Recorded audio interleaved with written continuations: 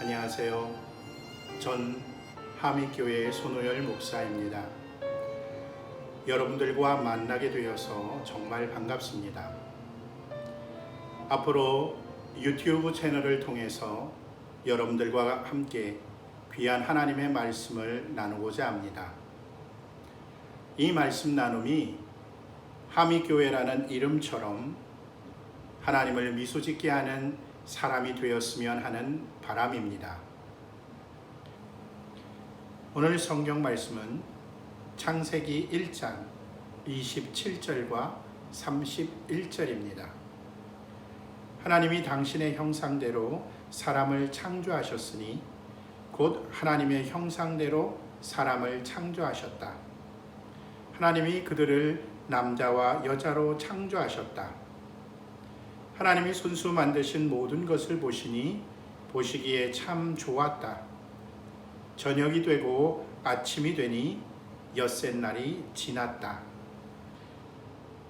얼마 전 사무실에 앉아 있는데 밖에서 싸우는 소리가 들리는 겁니다. 궁금해서 창을 통해서 싸우는 모습을 보았어요. 한 아주머니와 젊은 남자분이 큰 소리로 싸우는데 내용을 가만히 들어보니까 아주머니가 길을 가고 계셨는데 그 옆을 스치듯 남자분이 차를 몰고 지나가서 앞에 주차를 한 겁니다. 그 과정에서 아주머니가 많이 놀랐어요. 그래서 아주머니가 차에서 내리는 남자분에게 거칠게 소리를 지른 거죠.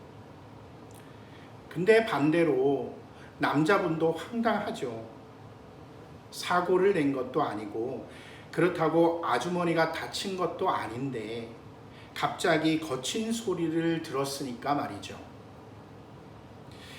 같이 소리를 지른 겁니다. 주변 상가 사람들이 다 나와서 볼 만큼 싸움이 커졌어요. 근데 이 모습을 보면서 전 갑자기 이런 생각이 드는 거예요. 별것도 아닌 일에 요즘 왜 이렇게 사람들이 다투는 걸까?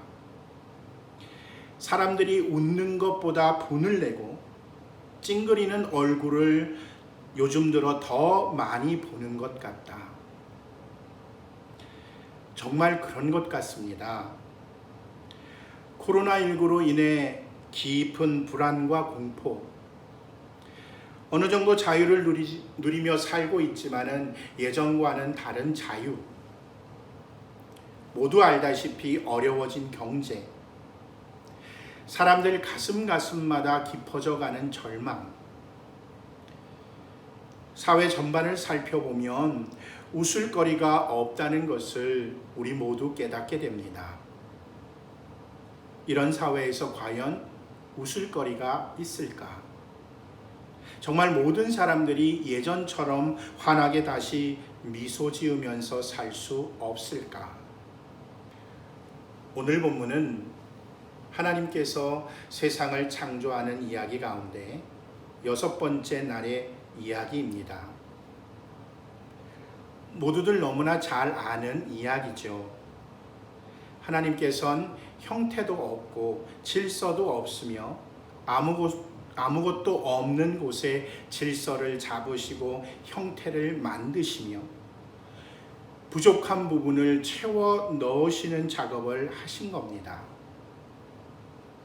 하나님은 하나하나 만들어 가실 때마다 좋았다라고 창세기 1장 4절, 10절, 12절, 18절, 21절, 25절에 말씀하고 있어요. 그러다가 하나님은 6일째 되는 날 사람을 만드셨습니다. 그것도 하나님의 형상을 따라서 만들었다고 했어요. 사전을 찾아보니까 형상이란 단어는 사물의 생김이나 상태라고 말하고 있어요.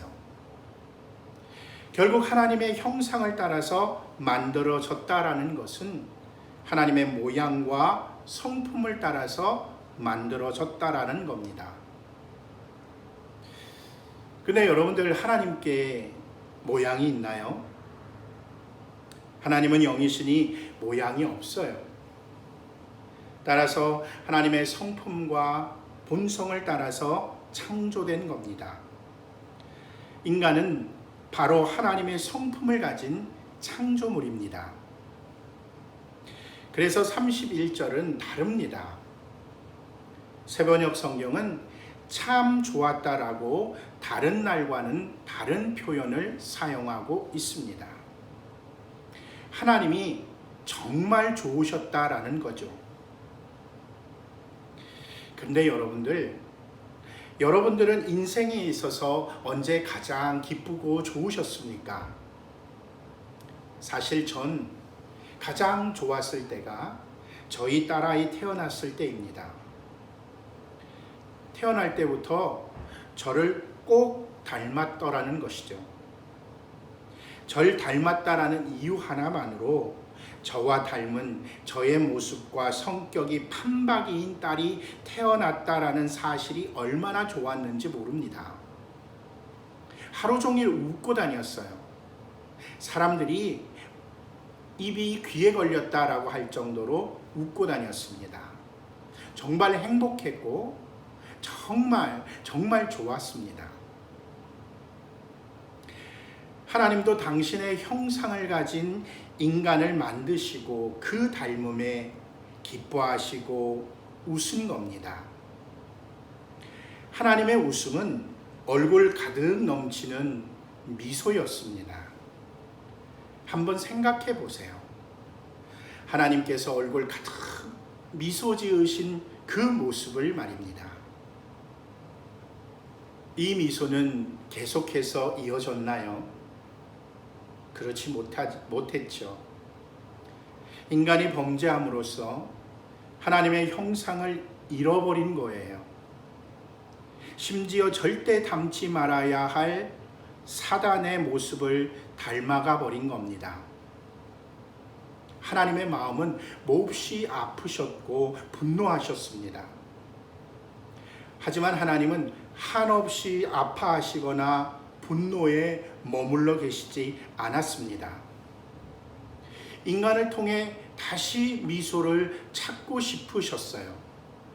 그러기 위해서 인간을 구원해야 되겠다 결정하신 겁니다. 인간을 구원하기 위해서 계속해서 노력하셨어요.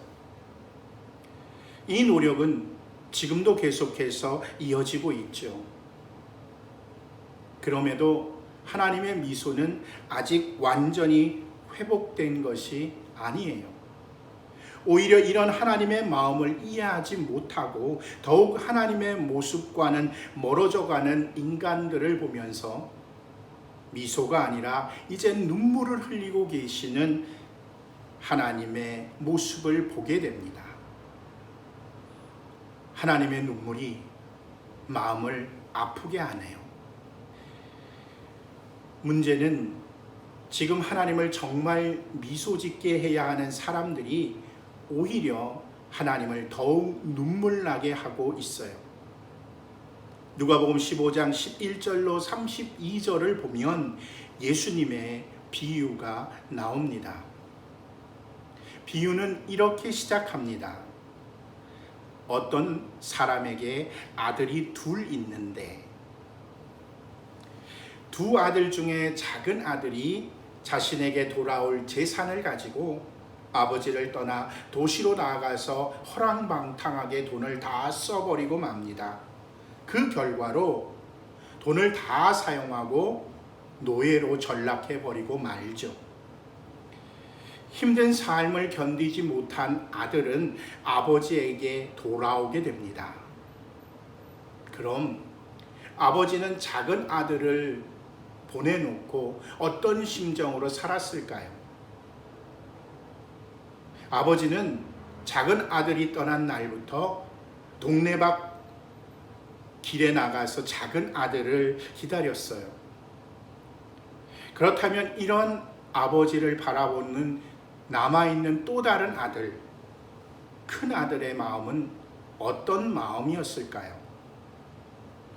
오늘 우리들이 관심을 가져야 하는 것은 큰 아들입니다. 큰 아들 말입니다. 큰 아들도 매일같이 동생을 기다리는 아버지의 마음을 이해했습니다. 그래서 동생을 걱정했지요. 그런데 큰 아들이 들에서 일을 하고 있을 때에 동생이 돌아옵니다. 돌아온 아들에 대해서 아버지는 환한 미소로 그를 맞이하게 되죠. 그걸로 끝이 난 것이 아니라 소도 잡고 돼지도 잡고 동네 사람들 다 불러 모아서 잔치를 하고 심지어 본인 손가락에 끼고 있던 반지마저 빼서 작은 아들 손가락에 끼워줍니다. 이런 이야기를 여러분들이 들에서 일을 하고 돌아오는데 듣게 된다면 어떠실 것 같으세요? 제가 큰 아들이라면 한편으로는 이해가 가지만 한편으로는 너무 화가 나고 섭섭했을 거예요. 왜냐하면 이성적으로 따지고 보면 아버지가 작은 아들을 기쁨으로 맞이하지만 그 후에는 야단을 치는 것이 당연한 겁니다. 가지고 간 돈 어쨌느냐? 왜 이런 모습으로 돌아왔느냐? 앞으로 어떻게 살 것이냐? 이렇게 말이죠. 그리고 잔치를 하고 선물을 주려면 최소한 이제까지 수고한 큰 아들과 상의를 해서 결정을 해야죠. 그래야 큰 아들이 서운하지 않죠. 하지만 그런 절차 없이 아버지는 큰 아들에겐 한 번도 해주지 않은 잔치를 열고 반지까지 주었으니 큰 아들도 화가 날만 합니다. 그래서 큰 아들이 아버지에게 따져 묻죠. 나는 여러 해 동안 아버지와 함께 일해왔어도 아버지는 나에게 아무것도 해주지 않았습니다. 그럴 수 있으십니까? 동생은 지 몫의 돈을 다 가지고 나가서 다 날려먹었습니다. 그리고 돌아왔습니다. 근데 아버지는 그 동생에게 야단도 치지 않고 오히려 기뻐하시면서 잔치를 벌려줍니다. 그렇게 좋으십니까? 제 입장은 생각해 보셨습니까? 저는 생각하신 겁니까? 정말 너무하십니다. 큰아들의 불평과 분노, 물음은 틀린 것이 없어요. 정말 큰아들은 최선을 다해서 일했어요. 큰아들의 말에서 알 수 있듯이 휴가도 안 가고 그렇다고 친구들과 어울리지도 않고 자신과 가족과 아버지를 위해서 일한 겁니다. 이런 모습은 그에게 있어서 아주 자연스러운 것이었고 큰 아들은 나름대로 그 일들을 통해서 보람도 느끼고 살았습니다. 그런데 작은 아들이 돌아오기 전까지 아무 문제가 없었던 아버지와의 관계가 동생이 돌아오고 그에 대한 아버지의 대접을 보고 아버지의 행동이 이해가 되지 않고 이제까지 보람을 느끼고 그리고 힘들게 수고하고 공든탑 들이듯 정성스럽게 해왔던 모든 것이 무너지고 허무하게 된 것이죠. 그러니 불합리하게 행동하는 아버지에게 불만과 불평을 쏟아 놓은 거예요. 다시 한번 말씀드리지만 저라도 그렇겠어요. 세상 억울하잖아요. 큰아들이 이해가 가요. 아버지가 틀렸죠. 아버지 행동은 불합리해요. 큰아들의 입장이라면 할 수 있는 행동과 반응입니다. 정말 틀렸다라고 말할 수 없어요. 이런 큰아들에게 변명처럼 들렸겠지만 아버지는 너는 나와 함께 있지 않았느냐? 그리고 내가 가지고 있는 모든 재산이 너의 것이 아니냐라고 대답을 하죠. 근데 여러분들, 이때 아버지의 표정이 보이십니까? 아버지의 표정은 어떤 표정이었을까요? 궁금하지 않으세요? 미소 지었을까요? 아님 이해했다는 표정이었을까요? 그것도 아니면 아쉬운 표정이었을까요? 아버지의 얼굴에는 큰 아들의 말에 미소가 아닌 깊은 아쉬움이 배인 표정이었을 겁니다. 큰 아들이 틀렸다라고 말할 수 없어요. 이성을 가진 사람이라면 누구나 그렇게 생각할 겁니다. 하지만 아버지는 큰 아들에게 준 대답을 통해서 아버지와 함께 있는 것만으로 만족할 수 없느냐라고 묻고 있어요. 아버지가 깊은 아쉬움의 표정을 지을 수밖에 없었던 이유, 큰아들이 불만과 불평을 쏟아버리며 아버지와 갈등을 촉발한 이유는 너무도 자기중심적으로 생각했기 때문입니다. 자신의 생각과 아버지의 생각이 같다라고 생각했고, 그것이 곧 아버지의 생각이라고 큰 아들이 생각했기 때문이에요. 결국 그동안 큰 아들은 아버지를 이해했다고 생각했지만 자신만의 착각이었고 자신만의 기준이었던 것이죠. 그는 아버지를 안다라고 생각했지만 몰랐던 것입니다. 그는 그가 가지고 있었던 아버지의 모습, 성품, 생각에서 아버지가 벗어나게 되자 아버지에 대해 이해하지 못하고 아버지에게 분노하고 불평을 쏟아낼 수밖에 없었던 거예요. 큰아들은 아버지가 가지고 있었던 진짜 마음을 갖지 못했어요. 틀린 것은 아니지만 그렇다고 아버지를 미소 짓게 할 수도 없었던 것이죠. 예수님 시대에 이런 큰 아들들이 있었어요. 그들이 바로 이스라엘 백성들이죠. 사실 역사를 통틀어서 하나님으로 하여금 한없는 미소를 짓게 하신 분이 바로 예수님이세요. 예수님은 완벽하게 하나님을 이해하셨고 하나님의 뜻과 함께 하셨고 하나님의 성품을 가지셨으며 하나님의 마음을 가지고 하나님의 원함을 채워드린 분이에요. 그래서 예수님의 삶과 죽음, 생의 모든 것은 하나님을 미소짓게 하는 표본입니다. 아담이 잃게 했던 미소를 찾게 해주신 분이 예수님이에요. 예수님은 이성적, 합리적인 것만을 추구하지 않았어요.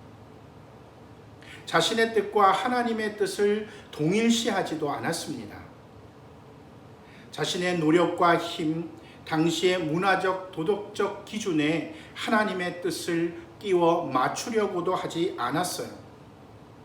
하나님과 함께 있는 것만으로 만족하셨고, 그러므로 아버지와 함께 걸어가는 길이 모두 옳다고 여기셨어요. 그래서 그 불합리할 수밖에 없는 십자가도 질 수 있었지요. 하지만 당시의 이스라엘 백성들은 작은 아들까지 품으시려는 아버지의 뜻에 동의하지 않았습니다.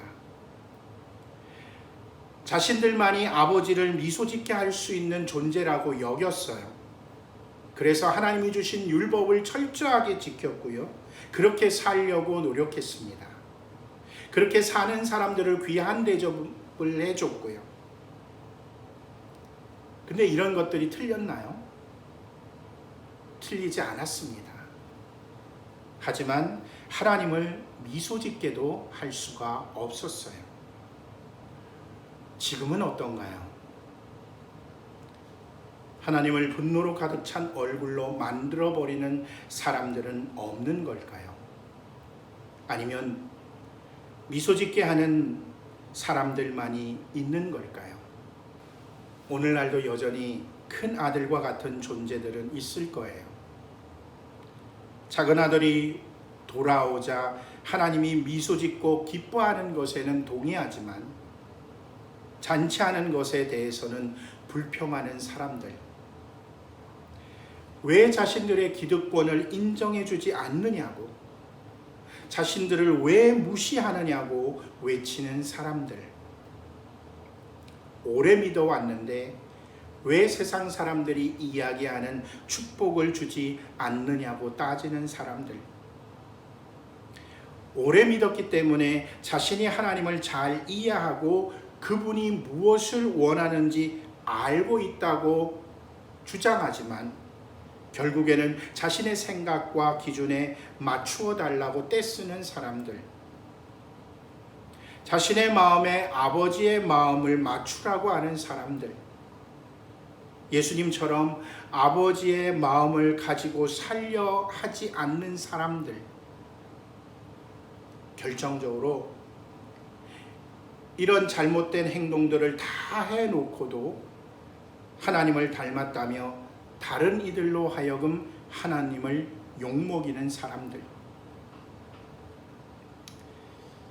세상에 나가서 그리스도인입니다 라고 이야기하면 어떤 대답들이 돌아오나요?